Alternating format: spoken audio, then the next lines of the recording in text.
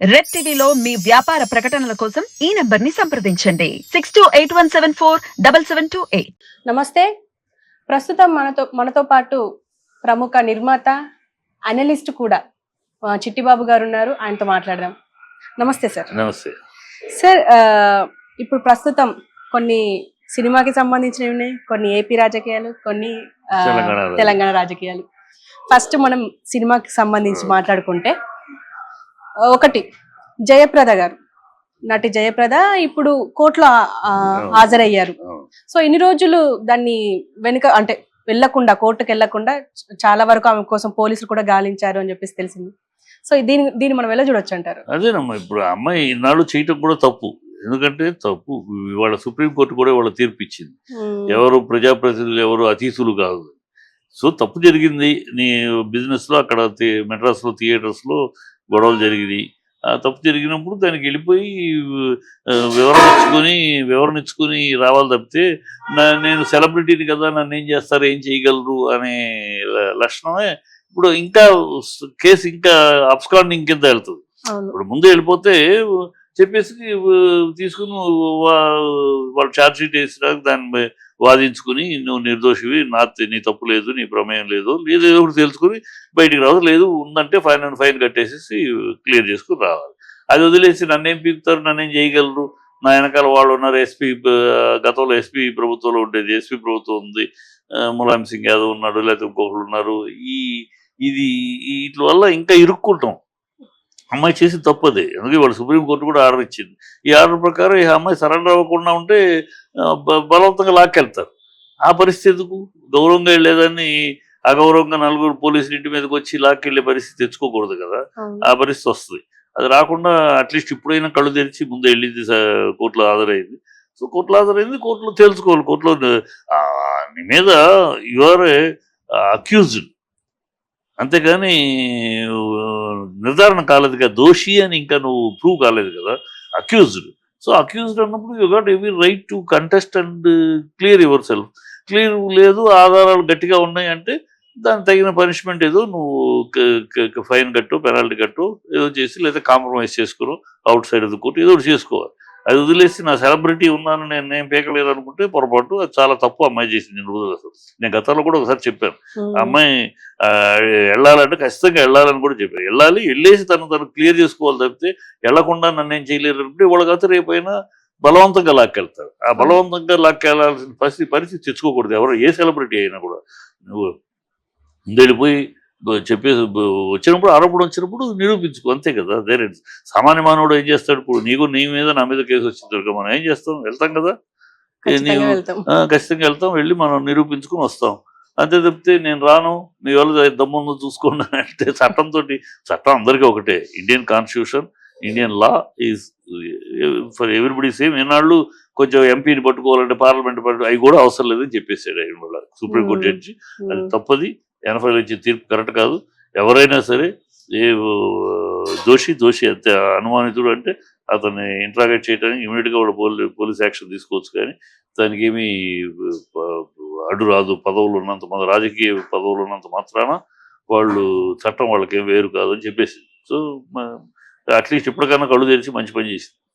And ఇప్పుడు రామ్ చరణ్ విషయానికి వస్తే, నాటు డాన్స్ చేస్తూ అనంత్ అంబానీ పెళ్లిలో, ఆ ఫంక్షన్ లో నాటు డాన్స్ చేస్తూ అమీర్ ఖాన్, షారూక్ ఖాన్, సల్మాన్ ఖాన్ డాన్స్ చేస్తూ మధ్యలో ఆపించి రామ్ చరణ్ ని పిలుస్తున్నారు. అది కూడా ఇడ్లీ వడ సాంబార్ అని చెప్పేసి పిలిచారు. అంటే మన మద్రాసులకి అది ఫేమస్ కాబట్టి.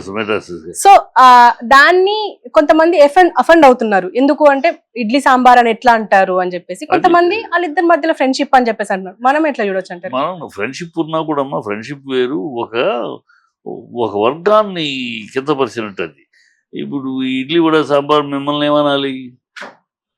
సమోసా కట్లెట్ అనాలా? అది తప్పు కదా.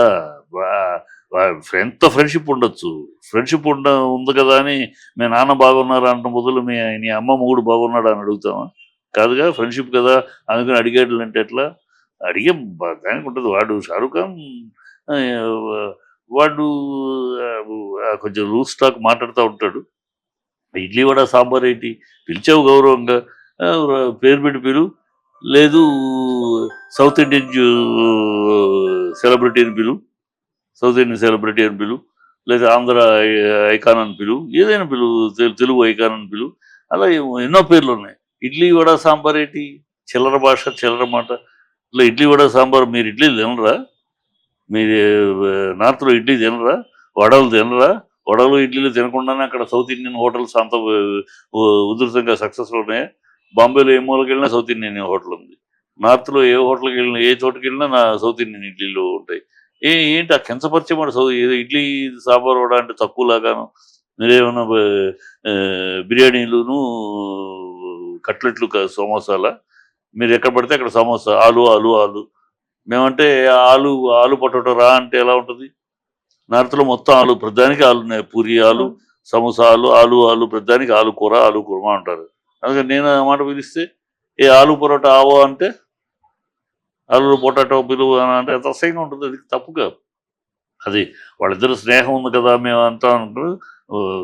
సిటిజన్స్ ఫీల్ అవటం కరెక్ట్. అది అంటే నువ్వు రామ్ చరణ్ అన్నట్టు కాదు, అది నా సౌత్ ఇండియన్ అన్నట్టు. నా సౌత్ ఇండియన్, నా దక్షిణ భారతాన్ని అన్నట్టు. మీకు దక్షిణ భారతం అంటే చిన్న చూపు మొదటి నుంచి. నేను అదే చెప్తాను, మొదటి నుంచి నార్త్ ఇండియన్స్కి, అది పాలకులకి, నటులకి, వీళ్ళందరికీ కూడా చిన్న చూపు సౌత్ ఇండియన్స్ అంటే. ఇవాళ కదా మన సౌత్ ఇండియా, ఆ గతంలో సినిమాలను కూడా సౌత్ ఇండియా సినిమాలు అంటే చిన్న చూపుగా చూసేవాళ్ళు ఈ నార్త్ హీరోలు. ఇవాళ కదా మనం రాజమౌళి పుణ్యం అవ్వచ్చు, శంకర్ పుణ్యం అవ్వచ్చు, మన సౌత్ ఇండియా సినిమా నేషనల్ లెవెల్లో వెళ్తాంటే ఇప్పుడు వాళ్ళు తలదించుకుని సౌత్ ఇండియా అని చూస్తున్నారు. గతంలో సౌత్ ఇండియాని కించపరిచి అవమానపరిచిన బాపతులే వీళ్ళు. సో అది సౌత్ ఇండియాని అవమానించటం, అది తప్పది. షారూఖ్ ఖాన్ బుద్ధి జ్ఞానం ఉండాలి వాడికి. మాట్లాడేటప్పుడు తను ఒక హీరో తను అంటే తను ఓన్లీ నార్త్కే హీరోనా అంటే తనే చెప్పుకుంటున్నాడు, నేను ఇండియా మొత్తానికి హీరోని కాదయ్యా, నార్త్కే ఇండియాను, పాకిస్తానీ సపోర్టర్ హీరోని, ముస్లిం హీరోని అని చెప్పుకుంటున్నాడు. బుద్ధి జ్ఞానం లేని మాటలు కదా. జనరల్ గా అంటే ఇద్దరు ప్రైవేట్ ఉన్నప్పుడు మాట్లాడుకున్నారు. ప్రైవేట్ ఉన్నప్పుడు కూడా నేను తప్పంటాను. అది ఒక వ్యక్తిని గురించి కాదు నువ్వు మాట్లాడుతుంది, ఒక సౌత్ ఇండియా, ఒక దక్షిణ భారతాన్ని కించపరిచి మాట్లాడుతున్నావు. దక్షిణ భారత అలవాట్లని వాటిని అవమానపరిచి హేళనగా మాట్లాడటం. అది నా దక్షిణ భారత అలవాట్లు నీకు హేళనగా ఉందా, నీకు జోక్గా ఉందా? నిన్ను జోక్ చేయాలంటే ఎన్ని చేయగలను నేను? తప్పు కదా అది. నీ ఫ్రెండ్షిప్ ఉంటే వేరే విధంగా మాట్లాడు. రారాను, పోరాను, ఇడియట్ అను, ఇంకోటను ఏదైనా పిలుచుకో. ఇడ్లీ సాంబార్ అనేది, నువ్వు ఇడ్లీ వడ సాంబార్ అంటే నువ్వు సౌత్ ఇండియన్. నా సౌత్ ఇండియానికి ఎంత పరుస్తున్నావు? నా సౌత్ ఇండియా అలవాటుని అవమానపరుస్తున్నాను. How dare are you?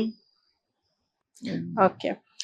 And sir, ఇప్పుడు బాబు మోహన్ గారి విషయానికి వస్తే 2 సార్లు ఎమ్మెల్యే అయ్యారు అండ్ ఫార్మర్ మినిస్టర్ కూడా అయ్యారు. అండ్ ఇప్పుడు కేఏ పాల్ గారితో ప్రజాశాంతి పార్టీలో జాయిన్ అయ్యారు. దీన్ని మనం ఎలా చూడొచ్చు అంటారు? అంటే ఇన్ని పార్టీలు ఉండగా ఆయన అందులోకి అంటే కేఏ పాల్ ఒక కమెడియన్, పొలిటికల్ కమెడియన్ ఉన్నాడు. పొలిటికల్ కమెడియన్ తెలంగాణలో బాగా మొన్న చూసాము. పొలిటికల్ కమెడియన్ బాగా కామెడీ బాగా చేశాడు. ఇప్పుడు ఆంధ్రాకి వచ్చేటప్పటికి ఇంకా అందుకని ఆంధ్రాకి పొలిటికల్ కమెడియన్గా ఆయనకి సమర్థిస్తూ ఇద్దరు కలిసి కామెడీ చేస్తామని చెప్తారు. రాజకీయం కాదు, వీళ్ళు కామెడీ చేస్తానికి అతని దగ్గర డబ్బులు బాగున్నాయి. కేఏ పాల్ దగ్గర బాగా డబ్బులు ఉన్నాయి కనుక పక్కన చేరితే ఏదో ఖర్చు అన్ని చూసుకుంటూ ఉంటాడు, ఘనంగా ఏదో చేస్తూ ఉంటాడు. తప్పితే రాజకీయంగా కేఏ పాల్ ఏది రాజకీయాల్లో is a comedian, is a political comedy, political joker. To be frank, is a political joker, is a political comedy. అతను ఏదో ముఖ్యమంత్రి చేస్తారని అంటే ఇది ఒక కామెడీ, ఇది ఒక పెద్ద కామెడీ. ఈ కామెడీలు బాగా తప్పితే దాంట్లో ఏది పెద్దగా విషయము చర్చించుకుంటానికి, ఊహించుకుంటానికి ఏమి లేదు. మేము ఇద్దరు కలిసి కామెడీ షోలు చేస్తామని చెప్తారు. ఒక్కడే చేశాడు పాప ఎన్నాళ్ళు కేఏ పాల్ తోడుగా నేను కూడా ఉండి ఇద్దరం కలిసి కామెడీ షో, పొలిటికల్ కామెడీలు చేస్తాము అని చెప్పి చెప్తున్నారు. ఇప్పుడు నటి సౌమ్య శెట్టి అంట, తను ఇన్ఫ్లుయెన్సర్ కూడా అని చెప్పి ఒక అమ్మాయితో పరిచయం పెట్టుకొని ఇప్పుడు వాళ్ళ ఇంట్లో 7 కోట్ల వరకు నగలన్నీ ఎత్తుకుపోయింది అని చెప్పేసి అంటే దొంగ. ఇప్పుడు మన పరిస్థితి ఏంటంటే, ఇప్పుడు మీడియా వాళ్ళని కానీ, నటులని కానీ, ఇన్ఫ్లుయెన్సర్స్ ని నమ్మే పరిస్థితి లేదు. అంటే ఈ ఒక్క ఇన్సిడెంట్స్ వల్ల, ఒక్క ఇన్సిడెంట్ చాలు నమ్మాలా నమ్మకూడదా అనేది. ఇప్పుడు దీని గురించి మనం ఎలా చర్చించుకోవచ్చు అంటారు? అంతేనా, ఇప్పుడు సెలబ్రిటీలను చూసి మోసపోవటం అనేది నేర్చుకోవాలి సమాజం.